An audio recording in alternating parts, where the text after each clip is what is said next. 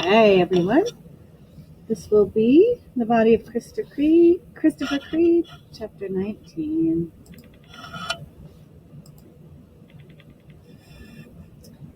My mom was trying to cheer us up as she made dinner. She said the DA's office was having the computer disk shipped to a company in Silicon Valley in California. The company had special technology that could determine what activity actually happened on the disk. They could determine if Chris's note on the disk was either a save or a move, and on what day that activity took place. If the activity was a save, that meant Bo had something to do with creating or editing the note. We knew that wasn't true. If they could prove the activity was nothing more than a move, then it would support Bo's story, she said. The problem is, we can't get the DA's signature until tomorrow. The shipping alone will take 24 hours, which will put us into the weekend, and they don't do analysis on the weekends, Mom said. They won't have a diagnosis until Monday at the earliest. Tomorrow they're sending Bo to the juvenile detention facility in Egg Harbor, just for safekeeping. That set Allie into one of her messes. My mom was rambling something about Bo being a juvenile, that they could keep him like that without actually charging him something. I was trying to keep a long fuse, but Allie's crying all the time was getting me a little crazy. Mrs. Adams, I'm afraid of him being near Chief Bowen. Allie told how Bo blurted out Chief Bowen's affair with Mrs. McDermott to Renee. I'm afraid Chief Bowen will do mean things to Bo for telling his kids. Things that have nothing to do with Chris Creed being gone. I didn't know what to say. I was way lost on this business of Mrs. Creed taking her life out on an innocent kid. After dinner, I went up to my room and just lay there, vegging.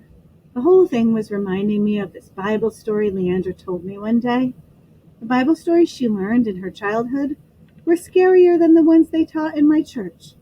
Ours were about Jesus loving all races and kids and nice stuff like that. In her church, they told kids what could happen to you if you died a heartless snob. This rich guy had died and gone to hell because he had been all heartless to the beggars and poor people. When he got there, he pleaded to God that he wanted to appear as a ghost and tell his relatives to clean up their act. God said to him, even if he went back as a ghost and told the truth to their faces, they would not believe you. I had thought that was a far-fetched story, until now. There were blank spots where I must have dropped off to sleep that night without realizing it, but I would come out of them and look at the clock when I did. No more than half an hour even passed. Friday, I never set foot in the cafeteria, and Leandra never came up to my locker or stuck her head in any of my classes before the bell. I guess she knew it was over, and I just couldn't get up enough feelings to care. Somehow I got through classes and football practice. I got tackled a lot. I was definitely ready for some decent news, something to pick me up when I got home. I noticed that there was a message on my answering machine and wondered if it was from Leandra or Alex, who hadn't called me since our fight with Renee in front of the Wawa. The phone call I made 2 nights earlier had been completely forgotten. I pushed the button.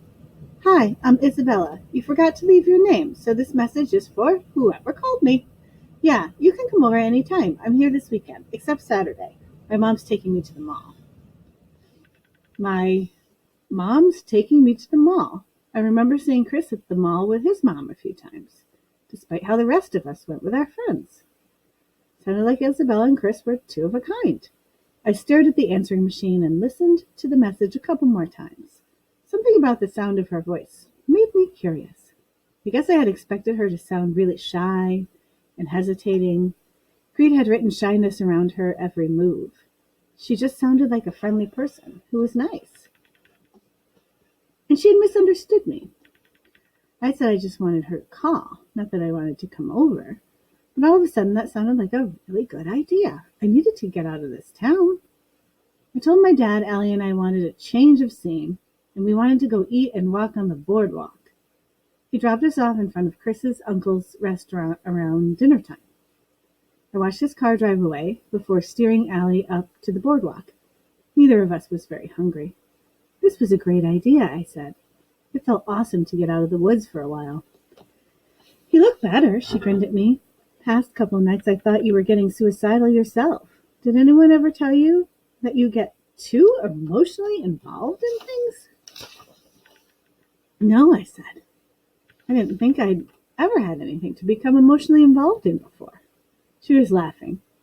Remember the time in third grade when we had that field trip to the wax museum? Yes. And shut up, I said, remembering. They had this one exhibit called the Chamber of Horrors, and it had these wax guys and various torture maneuvers that had gone on throughout history. Some of us kept going back and going through again and again, but you refused to go after the first time. She giggled. I shuddered. I don't actually see the thrill of staring at a guy draped over a giant meat hook or a bloody decapitated body hanging off a guillotine. We thought it was funny, she laughed again. You wrote a poem for class the next day called some big word. Inhumane, I mumbled. It seemed like a big word back then. I didn't feel like telling her the whole truth because she was laughing already, but my mom had picked me up from school because the trip made us miss the school bus. I couldn't stop thinking of those torture victims, and by the time we were halfway home, my stomach had had enough. My mom had just gotten a new car, and I remember her reaching into the back seat all frantic and dumping out this pair of shoes she had just bought so I could have something to heave in. I heaved into a shoebox. I always wondered what they did with all those bloody wax figures when they closed that place, I muttered to Allie. I wonder if that wax guy is still hanging over a meat hook in some other wax museum. At any rate, I liked your poem, she smiled. It was sweet. I couldn't remember the poem, but it was good to see her smiling. It gave me hopeful thoughts, like maybe Isabella would know where Chris was and that he was alive and okay. We walked about 6 blocks, then turned. The houses on the beach block in Margate were pretty huge. They were even older and even bigger than the homes in Steepleton, but the yards were really small. I had heard stories that the girls in Margate could generally be a good time. There was lots of money floating around, but the parents weren't all glued to one another like they were in Steepleton. It was more of a city than our little historic town. And supposedly there were more drugs running around, more parents taking more vacations without their kids, more divorces. That made for good parties. When juniors and seniors at Steepleton got their driver's licenses, they started going to parties in Margate on the weekends. But I suppose there were a number of families like mine, and that this Isabella was from one of them, or she wouldn't have been like Creed described her. We started up the walk, and I looked at the house number I'd scribbled down to make sure it was right. The lawn was small, and the hedges needed cutting really bad. The doorbell was hanging by a wire. I looked in one window and saw kind of a laundry mountain on the dining room table with folding chairs all scattered around, but no real chairs. Didn't look much like my house. It looked kind of bare and undecorated inside. I knocked on the door. After a few moments, I heard footsteps and saw a pile of laundry with legs and jeans coming toward us. Hi, the voice behind the mountain said. Back door. Front door's broken. We went around to the back door and waited. About a minute later, a girl in baggy jeans came to the door. She wore one of those tops that came just below her boobs, so her whole stomach showed. She had about 100 long braids in her hair, with beads and feathers and all sorts of stuff on the ends. She pushed open the door, blowing smoke over our heads from a cigarette in the hand she pushed with. She was cute despite the hair, but looked old, about 19. Isabella's weird big sister that Creed described in his diary, I decided. Hi, I'm Tori. This is Allie. Come on in, she said, without even asking what we wanted. Very friendly family. I walked past her into the living room. It looked real lived in, and the furniture was kind of falling down. We're looking for Isabella Carsden, I said. I'm Isabella. She looked from Allie to me, huffing on that cigarette. It stopped me cold. You're Isabella? I said. This girl was smoking. She was so unshy and so artsy looking. I could not imagine what in the hell attracted this girl to Creed. Allie rescued me. Tori called a couple nights ago. We know Chris Creed. Oh, that's you guys, she laughed. Sit down, here. She pushed a bunch of clothes and coats off the couch with her arm, and they landed in a pile on the floor. Sorry about the mess. My dad refuses to hire a housekeeper, and my mom lives in Philadelphia now. He pays her a huge alimony, which is why we're minus a housekeeper, probably. I don't ask questions. I'm just the token offspring. My mom shows up on Saturdays to take me to the mall. I wonder if you can buy a housekeeper at Macy's. I remembered her mall statement on the answering machine and shook my head in dizzy belief. It's amazing how things can be so different from how they sound. You guys want a beer? A bunch of kids are coming over later. We can have the party before the party, if you want. Sure, Allie smiled, rescuing me again. Isabella disappeared into the kitchen, and I just knew something was horribly wrong here. I thought maybe we had the wrong Isabella Carsden? Allie was laughing. What's so funny? I asked. Oh my God, was all she said, but she looked like she was putting something together. Isabella plopped a green bottle down on the coffee table in front of me, and I stared at it. Beer never came to us this easy. We normally had to con Ryan's older brother Earl into running into abscon, and it was a big sneaky thing. This was like playing grown-up. Yeah, Roger told me about Chris disappearing, she said, dropping into a chair and pulling her legs up in a pretzel. I was sorry to hear about that. He was sweet. Roger was Chris's uncle, who owned the restaurant where Chris met this girl. I asked, so you don't know where he is? She shook her head in confusion. Why would I know? My jaw bobbed around, and then I asked, didn't you go out with him last summer? You mean as in boyfriend-girlfriend thing? She laughed. No. I watched in amazement as she hunted for words. Chris was, how can I say it? He could latch on to you and just refuse to let go. I never wanted to hurt him, but he never gives up until you say, listen, kiddo, reality check. I do not like you. I will never like you. Allie covered her face and laughed. Oh my God, I feel like such a bonehead. Tori, he made the whole thing up. We all knew he never had a grip on reality. I guess we should have figured he would make you up too. So you're not really his friends either? The girl was smiling and all. She added enthusiastically, because when you called and said you were his friends, I thought, wonder what these dudes are like. I could see she wasn't the judgmental sort. I decided to tell her the truth.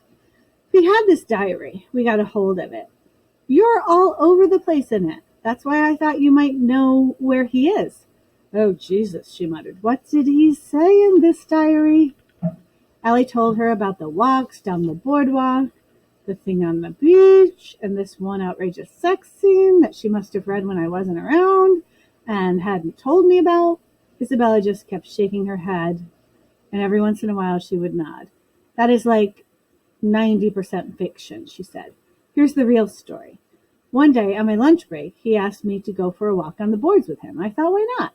That part is true. I could see he was having trouble getting along with the other busboys, and I felt a little sorry for him. He was shaking in his shoes when he asked me. I thought it was cute. So we went walking, and when we came back, it was like he was glued to my side for the rest of the summer. He was really, really hard to shake. So you never actually went out with him? I asked. Well, I did it with him once, she said with a shrug. My neck snapped a little to hear how she said that so casually. She went on.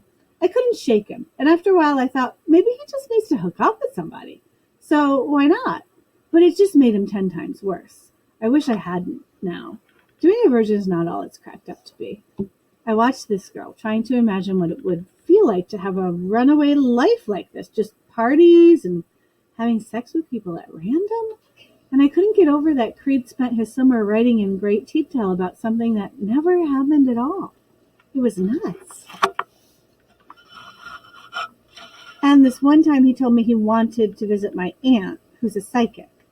I thought that he was trying to find yet another excuse to be with me, but I took him because I figured I could give my aunt the high sign or something.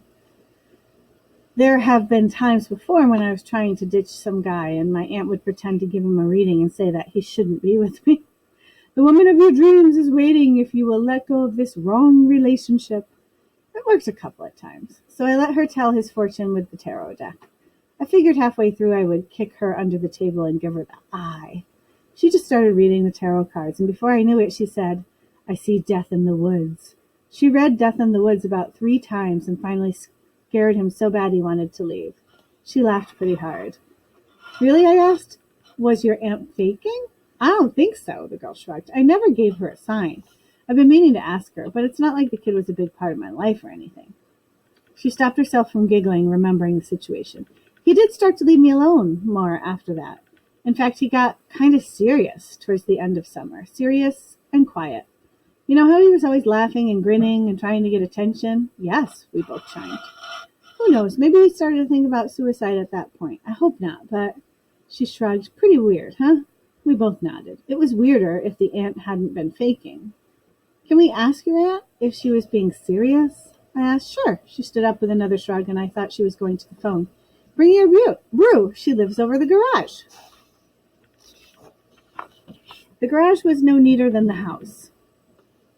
It wasn't completely gross, but as we came up the stairs, I saw the type of mess that looked like nobody ever bothered to pick up anything, and the furniture was more used than the stuff in the house. Aunt Vera, these are friends of Chris Creed's. The aunt was sitting in a big armchair staring at Wheel of Fortune. She looked about 40, maybe, and was pretty heavy-set. She was eating corn chips out of the bag and had an ashtray beside her with at least 50 butts in it. She didn't look at us. Remember Chris Creed, Aunt Vera? That blonde kid I had in here in July? You kept reading something about death in the woods. With that, she looked at us. Looked at me, up and down, and then Allie up and down. She was chewing a big mouthful of corn chips. She nodded. Aunt Vera, this is really important. You know how sometimes you're really seeing, and then sometimes I bring a guy in here that you know I don't like, and you'll, mess with him. The aunt started to smile, but turned her eyes back to Wheel of Fortune. Isabella laughed. Come on, Aunt Vera, tell us the truth. That kid is missing, He's missing, and he lives near a whole lot of woods. With that, the aunt stopped chewing. She blinked a few times. She had this knowing look on her face, and I didn't think she seemed that surprised. So, you were being serious, right? Isabella asked. You weren't just fooling around with the men in my... No, I was not fooling around. She shook her head, and she looked at me. She said, I saw death in the woods, and you will find death in the woods. She kept looking straight at me. She had this raspy voice that sounded like a mixture of corn chips and too many cigarettes. What do you mean I will find death in the woods? You, not anybody else.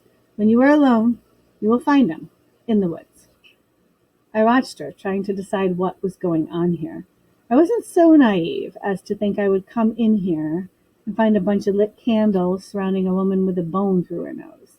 But she's telling me, around a mouthful of corn chips with Wheel of Fortune going on in the background, that I'm going to find Creed. An image was coming into my head of me walking through the woods and coming across a half-decayed body. I laughed nervously, but the picture made my heart beat hard. What do you mean alone? I demanded. Why do I have to be alone?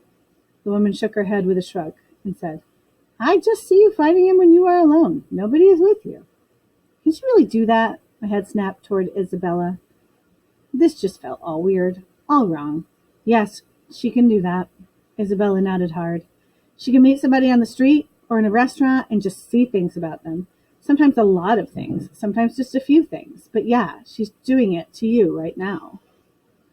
I looked back down at the woman, trying to get these flashes out of my head of a dead, unrecognizable body lying in front of me. The woman hadn't taken her eyes off me, hadn't even blinked.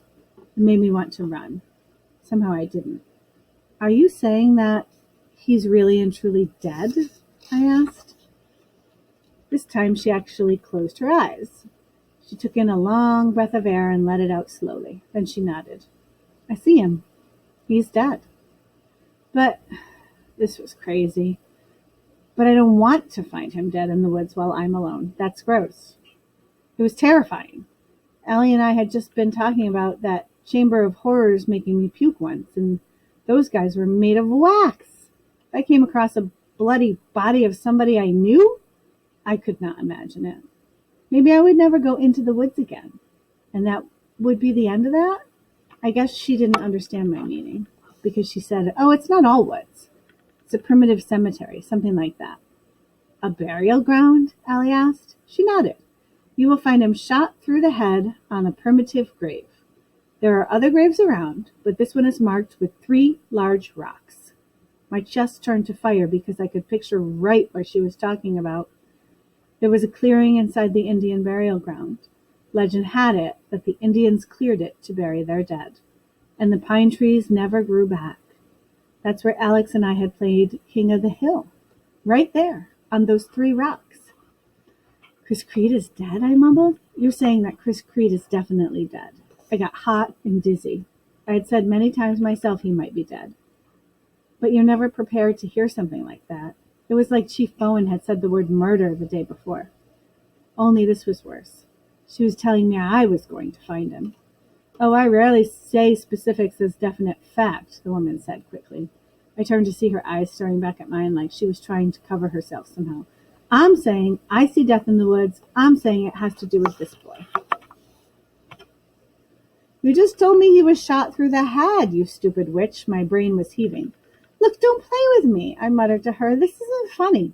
I'm dead serious, she said defensively. I can't help what I see. Whatever.